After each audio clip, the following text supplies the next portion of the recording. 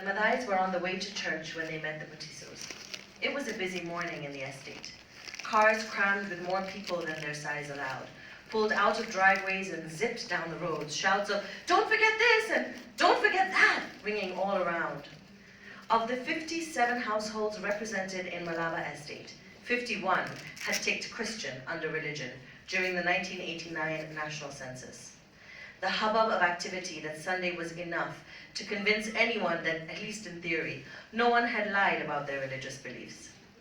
Mr. Madai came out of the house first with a cup of tea in hand that he planned to keep drinking on the way to church. Mama Kanono hurriedly passed him with Kanono waddling behind her. Church started promptly at 8 a.m. They were 30 minutes late already. The Mutizos emerged from their home just as the Madais were getting into their car. The Mutizos had an air of refinement to them. The patriarch in a fitting dark blue suit with a gold tie, his shoes twinkling in the morning sunlight. Matriarch, pumped, stockinged, and in a dress designed to show off all her finer qualities, but still managing to be church appropriate. The dress was a sunflower yellow whose color so matched her complexion that she appeared to have a halo surrounding her. Her dark skin shone luminous against this dress.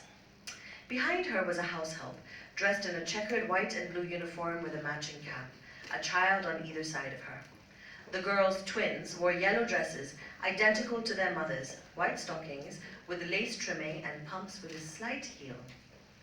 The Mutizos looked like those pictures that come in photo frames that you're supposed to remove and replace with your lackluster excuse for a happy family photo.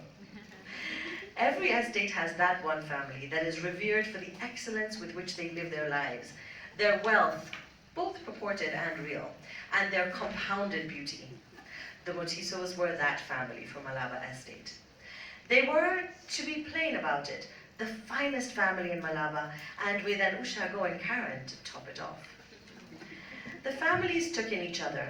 The Mutizos saw a disheveled but handsome Mr. Madai, a thin Mama Kanono, with her braids severely pulled back against her face, a chubby little girl by her side. Good etiquette recalled it was Mrs. Mutiso who began the introductions.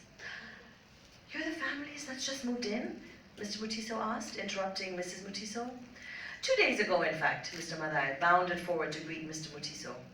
"What a beautiful baby," Mrs. Mutiso offered, smiling at Kanono. "If only mine could agree to eat as much as her." "But look at yours, they're so well behaved, and the matching dresses," Mama Kanono returned. Their first conversation was a dance of half sentences, polite remarks, and appraisal. The basics of each family were gleaned. The Mutizos had moved into Malaba a few years earlier.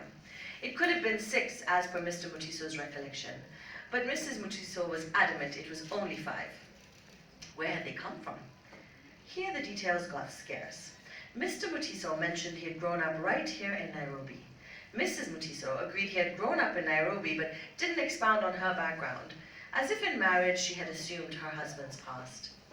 The party agreed to organize a Sunday lunch once the Madais had settled in, though neither of its members felt convinced that the lunch would ever materialize. And now, come to think of it, the two families never did enjoy a meal together as a complete unit.